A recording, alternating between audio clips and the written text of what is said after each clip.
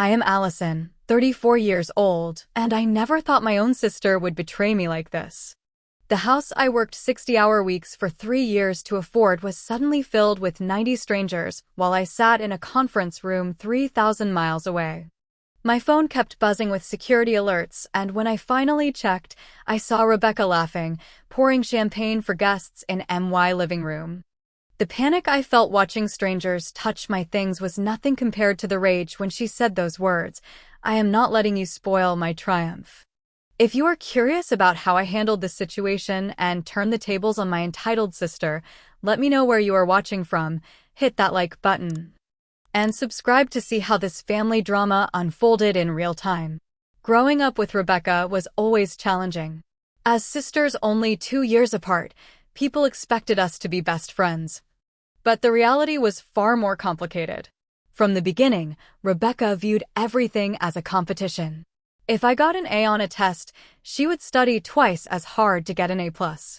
If I made the volleyball team, suddenly she was trying out for cheerleading to get more attention. This pattern continued throughout our childhood and into adulthood. Despite the competitive nature of our relationship, I always tried to be the bigger person. When Rebecca struggled financially during college, I sent her money from my part-time jobs. When she needed a place to stay after a bad breakup, I let her crash on my couch for what was supposed to be 2 weeks, but turned into 3 months. I kept hoping that as we matured, our relationship would evolve into something healthier. After college, I poured myself into my career in financial consulting. I worked overtime, took on extra projects, and lived in a tiny studio apartment to save money. My dream was to own a beautiful home with a garden where I could host friends and family. After 3 years of saving every penny and building my credit, I finally qualified for a mortgage on a gorgeous 3-bedroom craftsman-style house in a quiet neighborhood. The house needed some work, but I spent weekends painting, refinishing hardwood floors, and updating fixtures until it was perfect. Rebecca, meanwhile, jumped between jobs and marketing, always claiming each new position was her big break. She lived in luxury apartments she could barely afford and spent money on designer clothes and fancy restaurants. When I finally moved into my new home, Rebecca visited once, looked around with what I now recognize was envy, and made snide comments about how I was settling down like an old lady. 2 months ago, Rebecca actually did get a big promotion at her marketing firm. She was named Director of Client Relations, a title she mentioned in every conversation we had. I was genuinely happy for her success and took her out for a nice dinner to celebrate. During that dinner, she talked about throwing a party to celebrate her promotion, but complained about her apartment being too small. I specifically remember saying, "Well, you will have to find a nice venue," and changing the subject. Never once did I offer my home. The week before my business trip to Seattle, I was incredibly busy preparing my presentation. This trip was potentially career-changing for me as I would be pitching our services to a major technology company. If successful, I would be leading a new division and receiving a substantial raise. Rebecca called me several times that week, ostensibly to wish me luck, but now I realized she was fishing for information about exactly when I would be gone. The day before I left, I meticulously cleaned my house, set the security system, and asked my neighbor James to keep an eye on the place.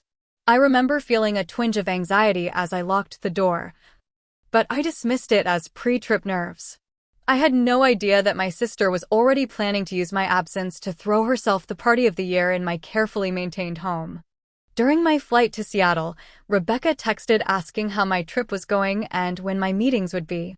I thought she was being supportive, so I shared my schedule, mentioning I would be in an all-day meeting with potential clients. In retrospect, she was confirming that I would be thoroughly occupied and unable to check my security cameras during her planned invasion of my home. The morning of my big presentation in Seattle started perfectly. I woke up early in my hotel room, practiced my talking points one final time, and arrived at the client's office building feeling confident and prepared. The meeting began at 9 in the morning, and the potential clients seemed engaged with my presentation. Around 11:30, I noticed my phone vibrating repeatedly in my pocket, but I ignored it, not wanting to appear unprofessional by checking messages during such an important meeting. By noon, the vibrations had become so persistent that I worried something might be seriously wrong. During a short break, I stepped outside the conference room and pulled out my phone. What I saw made my stomach drop. 27 notifications from my home security system, all alerting me to motion detected at my front door, living room, kitchen, and even upstairs hallway. With shaking hands, I opened my security app and connected to the live feed from my front door camera. What I saw was absolutely shocking. At least a dozen people I had never seen before were entering my house, many carrying bottles of alcohol or food platters. They were being greeted at the door by none other than my sister Rebecca, who was wearing a sparkly dress and acting as if she owned the place. I couldn't believe my eyes. Switching to the living room camera, I saw that my carefully arranged furniture had been pushed against the walls to create space for what appeared to be a dance floor. My dining room table was covered with food and drinks, and people were freely wandering throughout my home. Someone had even set up a makeshift bar on my kitchen island, with bottles of liquor lined up where my cookbook collection normally sat. Panic washed over me as I realized what was happening. Rebecca had turned my home into a venue for her promotion party without my knowledge or permission. And from the number of people streaming in, this was no small gathering. I counted at least 30 people already inside, with more arriving by the minute. My first instinct was to call Rebecca, but she did not answer. I tried 3 more times in rapid succession, each call going straight to voicemail. I sent her a text message. "What are you doing in my house? Call me immediately." No response. Next, I texted my friend Melissa, who knew Rebecca. "Are you at a party at my house right now?" Within seconds, she replied, "No, but I saw Rebecca post on Instagram about her big promotion bash tonight. Is that at your place?" I quickly pulled up Instagram and found Rebecca's profile. Sure enough, her latest post showed her holding a champagne glass in my living room with the caption, "Promotion party at the perfect venue. Come celebrate with me tonight at 7. Address in DMs for those who need it." As if that wasn't infuriating enough, my phone buzzed with a text from my neighbor James. "Hey Allison, is everything okay? There are a lot of cars parked on the street, and it looks like there's a big party at your house. I thought you were out of town." I thanked him for his concern and quickly switched back to my security cameras. The situation was getting worse by the minute. People were now in areas of my house that I considered completely off limits to guests, including my home office where I kept important client documents. I saw someone spill a drink on my expensive area rug, while another person was sitting on my kitchen counter, shoes and all. The final straw came when I switched to the upstairs camera and saw a couple I didn't recognize heading toward my master bedroom. My private bedroom. The one place in the house that was unequivocally mine, where I kept my jewelry, personal items, and the family heirlooms my grandmother had left me. A mixture of rage, betrayal, and helplessness washed over me. Here I was, thousands of miles away, watching strangers invade my personal space while my sister, who should have been protecting my interests, was enabling and encouraging it. I had to do something, and I had to do it now. With my heart pounding in my chest, I excused myself from the rest of the meeting break and found a quiet corner in the hallway. I tried calling Rebecca one more time, and to my surprise, she finally answered. I immediately switched to video call so I could see her face. "Rebecca, what the hell is going on? Why are there dozens of people in my house right now?" I demanded, trying to keep my voice down despite my growing anger. Rebecca's face appeared on screen, flushed with excitement or alcohol, maybe both. Music and laughter blared in the background. "Oh, Allison, the party is amazing. Everyone loves your house," she gushed, as if this was something I should be happy about. "I never gave you permission to throw a party at my house," I said firmly. "You need to end this right now and get everyone out." Rebecca's smile faltered slightly, but she quickly recovered. "Don't be such a killjoy, Allie. It's my promotion party. I needed a venue that would impress my boss and coworkers, and your house is perfect. Besides, you're not even using it right now." I couldn't believe what I was hearing. "That's not the point, Rebecca. This is my home, not a party venue. You should have asked me first. I knew you'd say no, she replied with a dismissive wave of her hand. You're always so protective of your precious house. But honestly, you owe me this. Remember when I let you borrow my car for a month when yours was in the shop? That was 7 years ago. And I paid for all your gas and gave it back to you in better condition than when I got it, I countered, feeling my blood pressure rise. This is completely different. You have no right to be in my house, let alone invite 90 strangers into it. It's not 90 people, Rebecca scoffed, though she didn't seem entirely sure herself. And anyway, it's too late now. Everyone's here, my boss just arrived, and I'm about to give a speech. I'm not letting you spoil my triumph. Rebecca, listen to me very carefully, I said, struggling to maintain my composure. If you don't end this party right now and get everyone out of my house, I will call the police and report this as trespassing.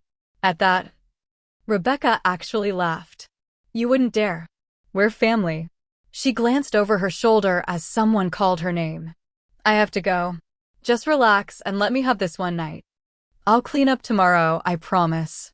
Before I could respond, she ended the call. I immediately tried calling back, but she had apparently turned off her phone or blocked my number. Switching back to my security cameras, I saw that the situation had escalated further. The party had grown to at least 60 people now, with more arriving. Someone had connected their phone to my sound system and was blasting music so loud I could see the speakers vibrating. A group in my kitchen was doing shots. And I watched in horror as one of them almost knocked over the crystal vase my grandmother had given me. In desperation, I called my parents, hoping they might be able to talk some sense into Rebecca. My father answered on the third ring. Dad, Rebecca has broken into my house and is throwing a huge party while I'm out of town. I explained quickly. She won't answer my calls now and people are damaging my things. Can you please call her and tell her to stop this? There was a pause before my father responded. Well, honey, you know how important this promotion is to your sister. Can't you just let her have her party? I'm sure she'll clean everything up. I couldn't believe my ears. Dad. She didn't ask permission. She's literally breaking and entering. There are people in my bedroom going through my things. I'm sure she's not letting anyone go through your things. My mother's voice chimed in, apparently on speakerphone. Rebecca said you two had discussed using the house for her party. She told us you were fine with it. My heart sank as I realized Rebecca had already crafted a narrative for our parents, painting me as the unreasonable one. That's absolutely not true. I never agreed to this. In fact, I specifically told her she would need to find a venue when she mentioned wanting to throw a party. Well, there seems to be some miscommunication, my father said diplomatically. Why don't you let her have her celebration tonight, and you two can sort it out when you get back? I felt completely betrayed. Not only by Rebecca, but now by my parents as well. They had always favored her, always made excuses for her behavior, and here they were doing it again even when she was clearly in the wrong. This isn't a miscommunication, Dad.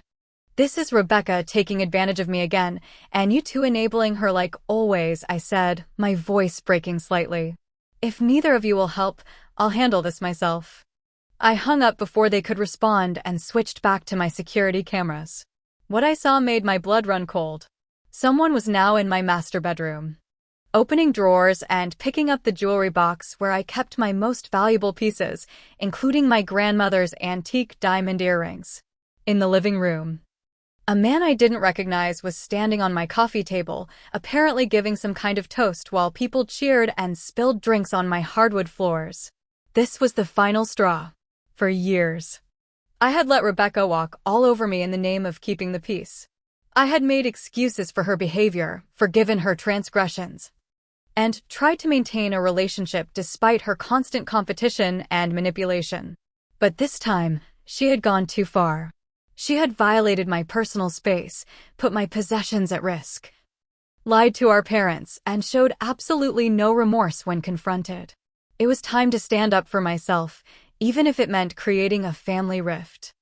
I had worked too hard for my home and my peace of mind to let Rebecca destroy it all in one night of selfish indulgence. As I stood in that corporate hallway 3,000 miles from home, I felt a strange calm settle over me. For years, I had been the accommodating one, the peacemaker who swallowed her feelings to keep family harmony. But watching strangers rummage through my bedroom drawers on my security camera was my breaking point. This was my home, my sanctuary, and I had every right to protect it. With steady hands, I Googled the non-emergency number for my local police department. When the dispatcher answered, I explained the situation as clearly as I could. My name is Allison Weber. I'm currently out of town on business, and my sister has broken into my home and is hosting an unauthorized party with approximately 60 to 90 people. I can see them on my security cameras right now damaging my property and going through my personal belongings. I never gave her permission to enter my home or host a party there. The dispatcher took my information and assured me they would send officers to the address. As I gave them my contact details, I felt a twinge of guilt. Was I really going to have the police break up my sister's promotion party? Would this irreparably damage our already strained relationship? For a moment, I considered calling back and canceling the police request. Then I remembered all the times Rebecca had taken advantage of my generosity. The borrowed clothes that were never returned. The money lent that was never repaid. The times she had shared my personal information or secrets with others when it benefited her. The pattern was clear, and it had been going on for decades. If I backed down now, I would only be reinforcing her belief that she could do whatever she wanted without consequences. While waiting for the police to arrive, I decided to take matters into my own hands as well. First, I activated the alarm system on my second floor, which would trigger a loud, piercing sound in that part of the house. This wouldn't be heard over the music downstairs, but it would make my bedroom and office area extremely uncomfortable to remain in. Next, I used my smart home app to turn off the music. I knew Rebecca would probably just turn it back on, but it would momentarily disrupt the party. I also used the app to dim all the lights in the common areas. Another small disruption that would at least signal that something was wrong. I sent a text message to Rebecca. I've called the police to report trespassing and breaking and entering. They're on their way now. This is your final warning to end this party immediately. Then I used my electronic lock system to secure the doors to my home office and bedroom, which had specialized smart locks installed. At least I could prevent further access to my most private spaces and valuable possessions. I texted my neighbor James. I've called the police about the party. They should be arriving soon. Would you mind meeting them outside and confirming that I'm out of town and didn't authorize this gathering? James responded immediately, of course. This is completely out of hand. I can hear the music from inside my house with all the windows closed. With those measures in place, I returned to my security camera feeds and waited. Part of me hoped Rebecca would see my text and end the party before the police arrived, avoiding the public embarrassment. But the other part of me, the part that was tired of being taken advantage of, almost hoped she wouldn't. Sometimes a public consequence is the only thing that creates lasting change. About 15 minutes later, I saw 2 police cruisers pull up outside my house. The officers approached my front door and rang the doorbell. When no one answered due to the loud music, they rang again and knocked forcefully. Finally, someone opened the door, and I could see the confused expression on the young man's face as he realized who was standing there. The officers spoke to him briefly, and then he disappeared back into the house. A moment later, Rebecca appeared at the door. Even through the security camera, I could see her face had drained of color. She was gesturing animatedly, probably trying to explain that this was all a misunderstanding. One of the officers appeared to be speaking into a radio, while the other was writing something in a notebook. James appeared in the frame, speaking to the officers as I had requested. Rebecca's expression changed from nervous to angry as she realized he was confirming my version of events. She tried to interrupt him several times, but the officers kept her focused on their questions. Within minutes, the music inside had stopped completely, and I could see people beginning to stream out of my house. Some looked annoyed, others confused, and a few seemed to find the whole situation amusing, taking selfies with the police cars in the background. Rebecca remained at the door, still talking to the officers. One of them appeared to be taking her information, possibly for a report. Then my phone rang with an unknown local number. When I answered, it was one of the police officers. Ms. Weber? This is Officer Martinez with the local police department. I'm currently at your residence responding to your complaint about an unauthorized party. I'm speaking with a Rebecca Weber who claims to be your sister. She says there was a misunderstanding and that she thought she had permission to use your home. There was no misunderstanding, officer, I replied firmly. I never gave her permission to enter my home or host a party there. I'm currently in Seattle on business, and I only discovered what was happening through my security cameras. I spoke to her earlier and explicitly told her to end the party and leave my house, but she refused. I understand, the officer said. We're dispersing the party now and ensuring everyone leaves the premises. Would you like us to have your sister leave as well, or is she authorized to stay and clean up? I thought about it for a moment. As angry as I was, having Rebecca clean up her mess seemed appropriate. She can stay to clean up, but only her. No one else is authorized to be in my home. And I'd appreciate it if you could make sure she doesn't take anything that doesn't belong to her. We can do that, the officer confirmed. We'll stay until everyone else has left and make sure your sister understands she's only there to clean up. Is there anything else you need from us? No, that's all. Thank you for responding so quickly, I said, feeling a wave of relief wash over me.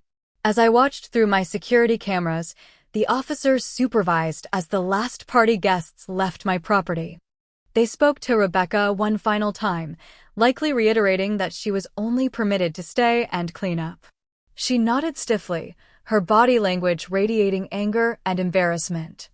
When the police finally left, Rebecca stood alone in my living room, surrounded by the aftermath of her party.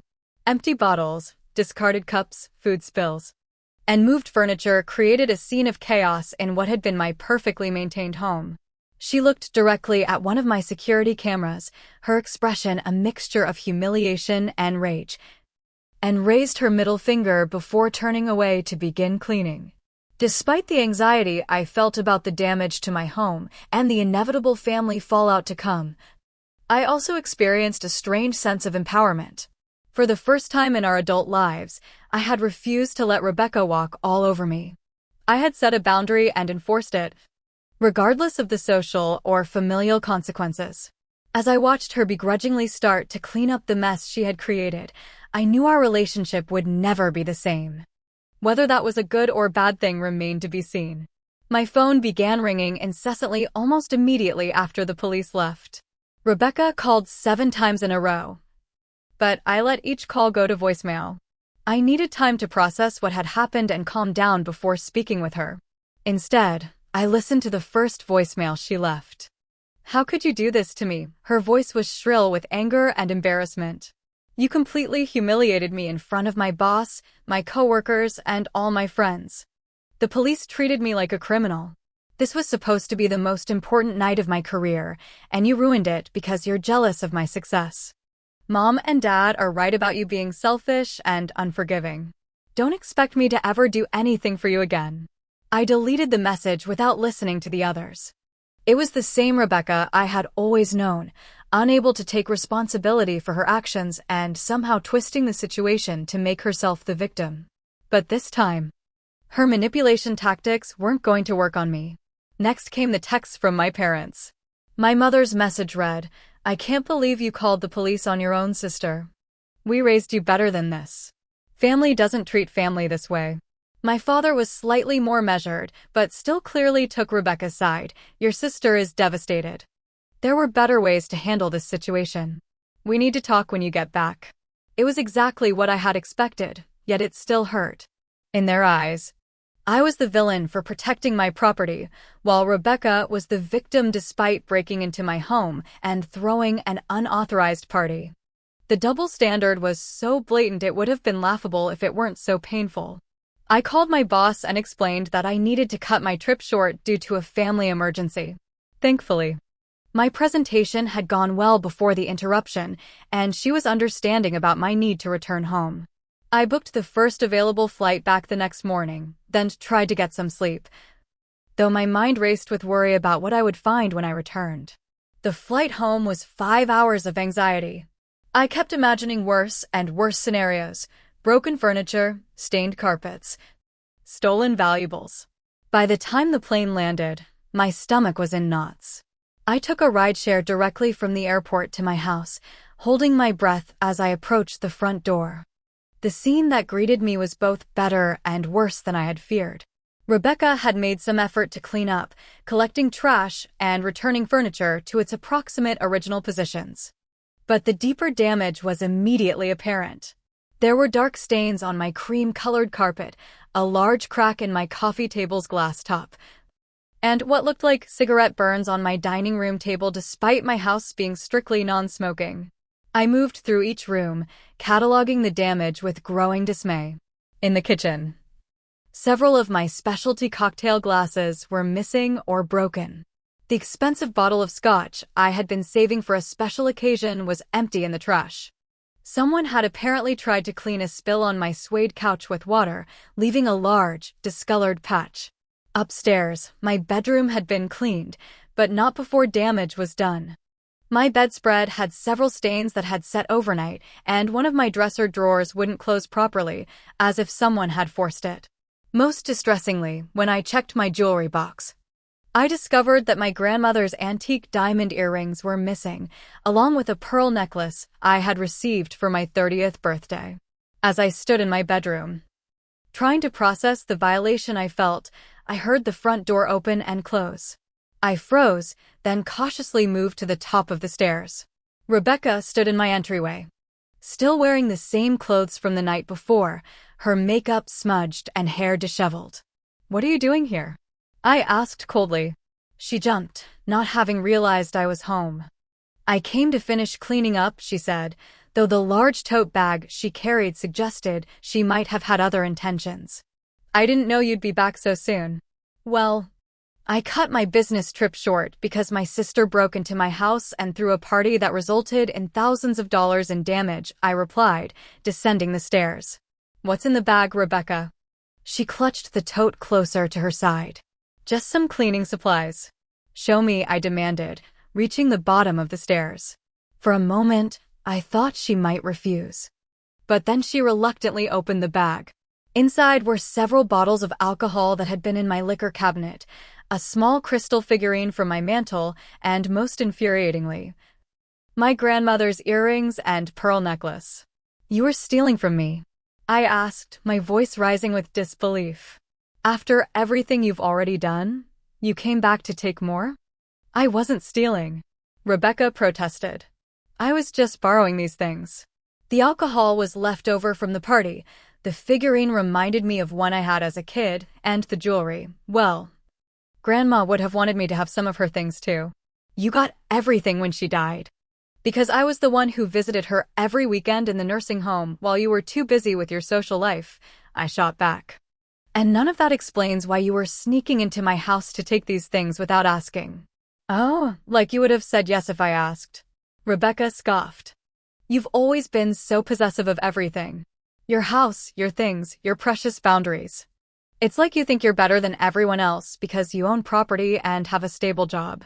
"This isn't about me thinking I'm better than you," I said, struggling to keep my voice even. "This is about basic respect. You don't enter someone's home without permission. You don't throw a party in their house while they're away. You don't let strangers damage their property.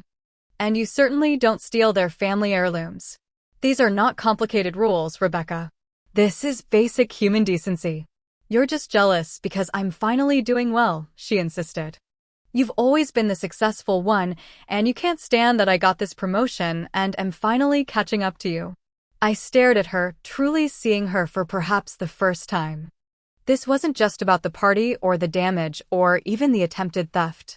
This was about a lifetime of competition that existed primarily in Rebecca's mind. A deep-seated belief that my achievements somehow diminished her, that there was only so much success to go around. "I was genuinely happy for you when you got your promotion," I said quietly. "I took you out to dinner to celebrate, remember?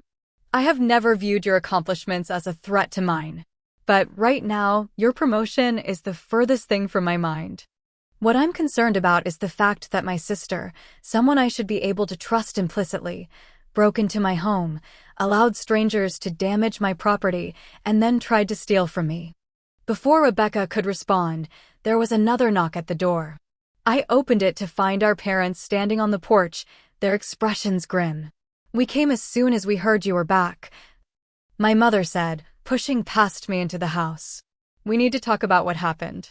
"Yes, we do," I agreed, closing the door behind them. Starting with the fact that Rebecca broke into my house through an unauthorized party and was just now attempting to steal my belongings. My mother's eyes darted to Rebecca, then back to me. "I'm sure there's been a misunderstanding." Rebecca said she thought she had permission to use the house. "There was no misunderstanding," I said firmly. "I never gave her permission. In fact, when she mentioned wanting to throw a party weeks ago, I specifically told her she would need to find a venue." "Well, maybe you weren't clear enough," my father suggested. "You know how Rebecca can sometimes hear what she wants to hear." "Dad, I found her literally trying to steal from me just now," I said, pointing to the tote bag Rebecca still clutched. "Look inside." My father hesitated, then turned to Rebecca. "Is this true? What's in the bag?" Rebecca's lower lip trembled, and for a moment I thought she might finally take responsibility. Instead, she burst into tears. "Allison's just being mean because she's jealous of my promotion. She's always trying to make me look bad." My mother immediately went to comfort her, shooting me an accusatory glance. "Now look what you've done." On what should have been one of the happiest days of her life, something inside me snapped. "No, absolutely not. You do not get to come into my home and blame me for Rebecca's actions. She broke in, threw a party without permission, allowed my property to be damaged, and was caught red-handed trying to steal from me. Those are facts, not interpretations or misunderstandings." I walked over and took the tote bag from Rebecca's hands, removing my belongings. "These are mine. You didn't ask to borrow them, and based on your behavior, I wouldn't have said yes if you had." "You've always been so cold," my mother said disapprovingly. "So rigid with your rules and boundaries. Families should be more flexible with each other." "Boundaries are not a bad thing," I replied, feeling a strange calm despite the confrontation. "They're necessary for healthy relationships. And the fact that all of you think it's okay to violate mine says a lot about why our family dynamic is so dysfunctional." My father looked around the living room, finally seeming to notice the damage. "Well, insurance will cover this, right?" "That's not the point," I said. "And no, insurance won't cover damage caused by someone I allowed into my home, which is how they'll classify Rebecca since she's family." "This is coming out of her pocket. You can't be serious." Rebecca sniffled. "I can't afford to pay for all this." "You should have thought of that before throwing a party here," I replied. "I'll get estimates for all the repairs and replacements, and we can work out a payment plan." My parents exchanged concerned glances. "Allison, be reasonable," my father began. "Rebecca just got this promotion. She needs to focus on her career right now, not worry about paying for a few stains and scratches." I looked at them incredulously. "A few stains and scratches? There's thousands of dollars in damage here. My coffee table alone will cost $600 to replace. This isn't a minor inconvenience. This is significant property damage caused by her deliberate actions." The argument continued for another hour, with my parents trying various tactics to make me back down and Rebecca alternating between tears and anger. But I held firm. By the time they finally left, with Rebecca still protesting her innocence, I had made my position clear. She would be paying for the damages. I would be pressing charges for the attempted theft if necessary. And my relationship with all of them would be significantly different going forward. That night, alone in my damaged home, I finally allowed myself to break down. I cried for the violation of my personal space, for the family relationships that would never be the same, and for the years I had spent trying to please people who never truly respected me. But beneath the grief, there was also a strange sense of relief. The facade had been shattered, the dysfunctional patterns exposed. As painful as this confrontation had been, it felt like the first honest interaction I had had with my family in years. The next morning, I began the process of documenting all the damage. I took detailed photographs of each affected area and item, creating a spreadsheet with estimated replacement costs. The total came to just over $4,000. not including my time and the emotional toll of the experience. I sent this itemized list to Rebecca along with a clear message. This is what your unauthorized party cost me. I expect you to take responsibility and pay for these damages. Her initial response was predictably defensive. You're being ridiculous. Half of these things were already worn or damaged. You're just trying to get me to buy you new stuff. Rather than engaging in a back-and-forth argument, I simply replied, I've consulted with an attorney about my options. I can pursue this through small claims court, file an insurance claim that will likely result in you being sued by my insurance company for reimbursement, or file a police report for the attempted theft, which could impact your new job. Or we can handle this privately between us. Your choice. It was a bluff about having already consulted an attorney, but it worked. After 48 hours of silence, Rebecca sent a terse message, fine. I'll pay for the damages. Set up a payment plan. While waiting for her to come to terms with her responsibility, I focused on cleaning and repairing what I could. I rented a carpet cleaner for the stains, researched how to fix the dresser drawer, and ordered replacements for the broken items. It was physically and emotionally exhausting work, but it gave me time to think about how I wanted to move forward with my family. My parents continued to call and text, alternating between guilt trips and attempts to mediate the situation. After ignoring several messages, I finally sent them a lengthy email explaining my perspective, how I had always felt that Rebecca's behavior was excused while I was held to a higher standard, how their enabling had contributed to her sense of entitlement, and how this incident was the culmination of years of boundary violations that had been downplayed or ignored. I love you both, I wrote, but I need you to understand that what happened was not a misunderstanding or an overreaction on my part. It was a serious violation of my home and my trust. Until Rebecca takes full responsibility for her actions, and you both recognize your role in enabling her behavior, I need some space from all of you. A week after the incident, my mother called, asking if we could meet in person to talk. I agreed to meet them at a neutral location, a coffee shop downtown. To my surprise, when I arrived, both my parents and Rebecca were waiting. The conversation started awkwardly, with my father clearing his throat several times before speaking. Allison, we've been doing a lot of thinking about what you said in your email. And, well, you might have some valid points. My mother nodded. We may have been unfair in how we've treated you both over the years. It's true that we've often expected you to be the responsible one while making excuses for Rebecca's behavior. Rebecca stared into her coffee cup, saying nothing. We're not here to place blame. My father continued, but to try to understand how we got here and how we can move forward as a family. I appreciated their attempt, but felt they were still missing the point. This isn't about blame, I said. It's about acknowledgement and change. What Rebecca did was objectively wrong, and she needs to take responsibility for it. And both of you need to stop enabling behavior that hurts other people, even if that person is your daughter. There was an uncomfortable silence before Rebecca finally spoke. I've started the payment plan for the damages, she said, not meeting my eyes. The first transfer should be in your account already. Thank you, I said. That's a good first step. She looked up then, her expression a mixture of defiance and vulnerability. I still think you overreacted by calling the police. You could have handled it differently. And you could have asked permission to use my house or respected my no when I told you to end the party, I countered. But we both made our choices, and now we deal with the consequences. My mother started to interject, but my father placed a hand on her arm, stopping her. Allison's right, he said, surprising me. Rebecca, what you did was wrong. Not a misunderstanding. Not a minor oversight. Wrong. You violated your sister's home and trust, and then tried to make her the villain when she responded. We've been thinking about it.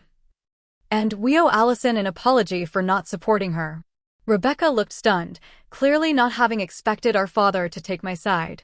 For a moment, I thought she might storm out. Instead, after a long pause, her shoulders slumped slightly. Fine. I shouldn't have used your house without permission. And I shouldn't have tried to take those things. I'm sorry. It wasn't the most heartfelt apology, but it was something. Thank you for acknowledging that, I said.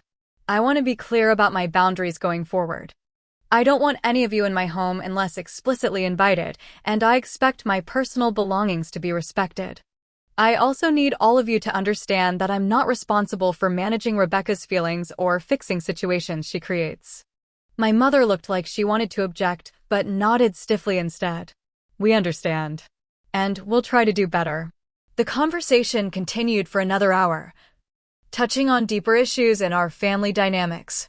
There were moments of defensiveness and old patterns emerging, but also glimmers of genuine understanding and remorse.